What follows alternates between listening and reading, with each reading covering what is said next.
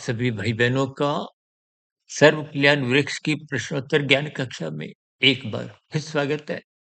आज की चर्चा में किसी भाई बंधु ने प्रश्न रखा है कि कृपा की वर्षा का अभिप्राय क्या है। देखिए, कृपा शब्द को तो आप और हम भली भांति जानते, वर्षा को भी आप और हम जानते ही हैं, क्योंकि आप जीवन में कभी ना कभी इस जल रूपी वर्षा में भीगे होंगे।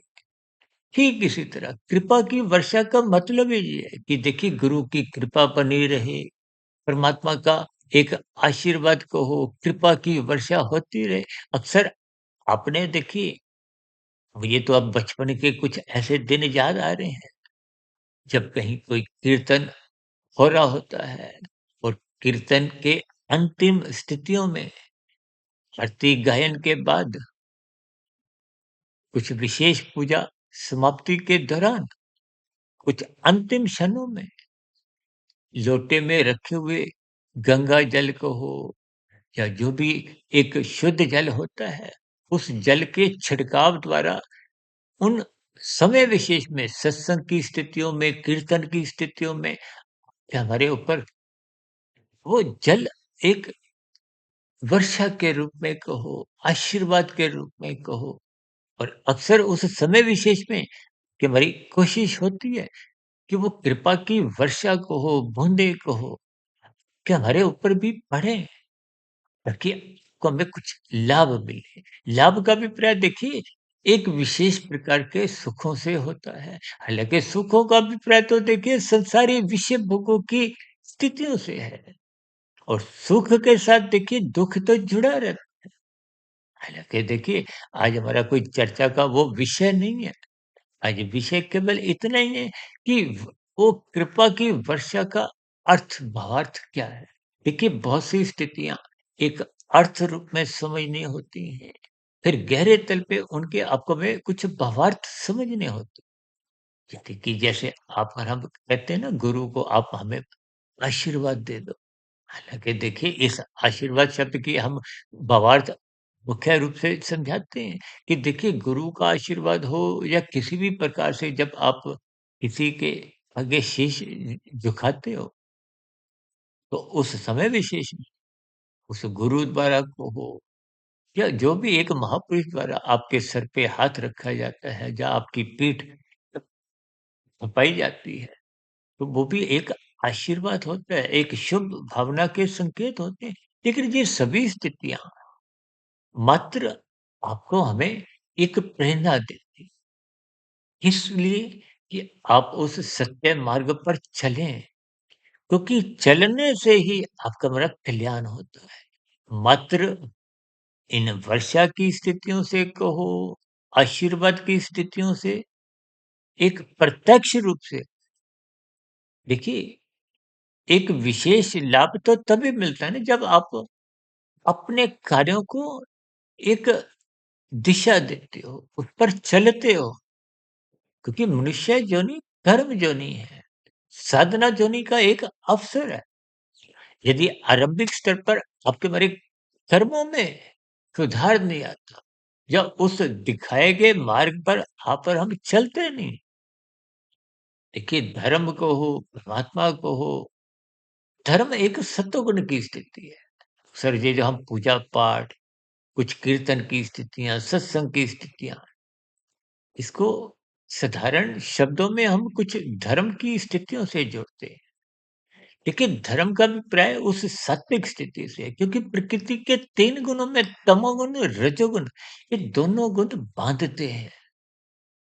और अक्सर हम कहते हैं ना कि तमोगुण से 10 गुना अच्छा रजोगुण है, और शास्त्रों में तो तमोगुण की निंदा, रजोगुण की उपेक्षा और सतोगुण की प्रशंसा के लिए बार-बार हम भी अपनी चर्चाओं में इस पर जोर देकर कहते हैं।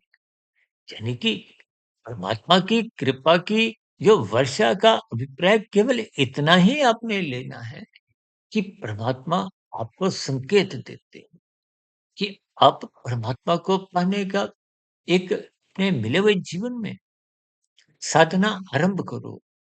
साधना तो तभी आरंभ होती है जब सर्वप्रथम देखिए, कर्म योग की स्थिति का मतलब क्या है कि कर्म योग की स्थिति में जाए। योग का मतलब आत्मा की परमात्मा की जब निकटता बनती है, जब आपका परमात्मा को पाने का एक लक्ष्य बन जाता है। देखिए, एक है कर्म फल सिद्धांत। कर्म किया जाता है फल पाने के लिए और फल क्या है? संसारी। संसारी जो सुख सुविधा के साधन है, जो तो तकनीकी रूप से देखिए 5 भोग्य विषय सुख, सुविधा, स्वास्थ्य, सम्मान, सत्ता, ये तो हम सरल शब्दों में कहते हैं। वास्तव में तो देखिए गंध, रस, रूप, स्पर्श, शब्द, ये 5 संसारी सुख हैं। ये आपके बड़े सूक्ष्म एक भूत भी कहलाते हैं। माता के गर्भ में आपका हमारा जो एक शरीर का निर्माण होता है, उसका एक आधार भी गिना जाता है। मूल तत्व भी गिने जाते हैं। आपका मेरा शरीर पृथ्वी, जल, अग्नि, वायु, आकाश से बना है। इन सभी तकनीकी शब्दों को हमें ज्ञानपूर्वक समझना होता है। इसलिए हम बार-बार कहते हैं, शब्दों को एकाग्रता पूर्वक, आदर पूर्वक सुनो, उनके अर्थों को समझो और अर्थों से भी गहरी स्थितियाँ क्या है, उनके भावार्थों को समझो। भावार्थ समझने का मतलब देखिए शास्त्रों में सभी शाब्दिक स्थितियों का एक वचन है, उनके अर्थ हैं और अर्थ समय-समय पे अलग-अलग भावार्थों के रूप में वो उस समय विशेष की स्थिति का बोध करवाते हैं, कुछ इशारा करते हैं। उसी इशारों में ही देखिए ये जो एक कृपा की वर्षा है, उस स्थिति विशेष को अपने एक विशेष सात्विक भाव से लेना है। उस सात्विक भाव का अभिप्राय अपनी ज्ञानमय स्थिति मजबूत करनी है। जब ज्ञान मजबूत होगा तो सहज ही देखिए आत्मा का संसारी रसगुल्लों में 5 विषय भोगों में कभी कोई रुचि नहीं होती। ये भोग विषय पदार्थों की स्थितियाँ ये तो तामसी है, राजसी है। तभी तो शास्त्रों में कहा गया तमोगुण रजोगुण बांधते हैं, बंधनदायक है, जबकि मुक्तिदायक सतोगुण है। जब आप परमात्मा से जुड़ते हो, आपकी ज्ञानमय स्थितियाँ मजबूत होती हैं, कि अज्ञानता समाप्त होती है। जब अज्ञानता समाप्त होती है, तो ये जो अल्पकालिक, क्षणिक, संसारी विषय भोगों के सुख हैं, उनसे आपका ज्ञानपूर्वक वैराग्य। देखिए, ज्ञानपूर्वक वैराग्य होने से ही मन बुद्धि की स्थितियाँ मजबूत होती हैं। अन्यथा स्थूल शरीर के स्तर पर तो देखिए एक मधुमेह का रोगी भी एक मिठाई खाने से अपने आप को रोक लेता है। लेकिन मंदबुद्धि में तो देखिए आप और हम दवाई क्यों खाते हैं मधुमेह की? कि आप और हम समय-समय पे मिठाई खा सकें।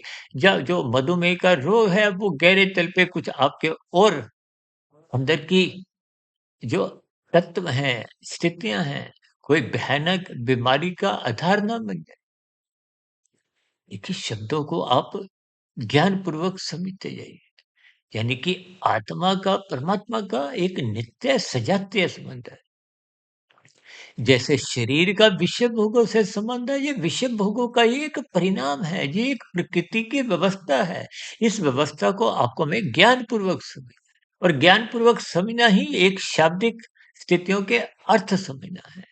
और जब गहरे तल पे ज्ञान की प्राप्ति होगी, तो अज्ञानता समाप्त हो जाएगी, तो भावार्थ समझ में आ जाएंगे। जीवन का जो एक मुख्य उद्देश्य है, परमात्मा को पाने का, उस लक्ष्य का बोध होते ही यही तो एक कृपा की वर्षा है। यही तो परमात्मा का एक आशीर्वाद है कि आप जाग जाओ। तभी तो हम बार-बार कहते हैं, मनात्मक स्थितियों से बचने के लिए रात को जल्दी सो जाओ, सुबह ब्रह्म मुहूर्त में उठो। ये ब्रह्म मुहूर्त में उठने मात्र के बाद फिर राशि स्थितियाँ संसारी वैभवों के प्रति एक रुचि समाप्त हो जाती। यानी कि जो भौतिक जगत की स्थितियाँ हैं, तमोगुण, रजोगुण की, उनसे ज्ञानपूर्वक वैराग्य होता है और सतोगुण के प्रति की विशेष स्थितियाँ बनने लगती है। विवेक स्थितियाँ का मतलब क्या है? कि आपकी बुद्धि में एक विवेकशील स्थिति जो परमात्मा से आपको जोड़ती है। शास्त्रों का ज्ञान विज्ञान तर्क पूर्वक आपको समझ में आने लगता है। ये सभी स्थितियाँ फिर परमात्मा के मार्ग पर चलने के लिए एक रास्ता तैयार करती हैं। वो रास्ता देखिए कर्म योग, ज्ञान योग, भक्ति योग का ही है। इस दिशा की ओर आप और हम जितना चल निकलते हैं, वही तो देखिए परमात्मा का एक आशीर्वाद है। या यूँ को कृपा की एक बारिश है, वर्षा है। किन्हीं भी अर्थों से देखिए बात की एक गहराई को आपको हमें समझना होगा। ऐसे ही कृपा की वर्षा आप सभी भाई-बहनों पे भी ज्ञानपूर्वक निरंतर होते रहे। और ये ज्ञानपूर्वक स्थितियाँ तभी बनती हैं जब आप निरंतर सत्संग करते रहते हो, ब्रह्म मुहूर्त में उठते हो। तो ऐसी सभी सात्विक शुभ स्थितियाँ के जीवन में भी बने, ताकि मिला हुआ जीवन सफल हो, सार्थक हो। इन्हीं शुभकामनाओं के साथ आज की चर्चा विशेष को यहीं विराम देते हैं।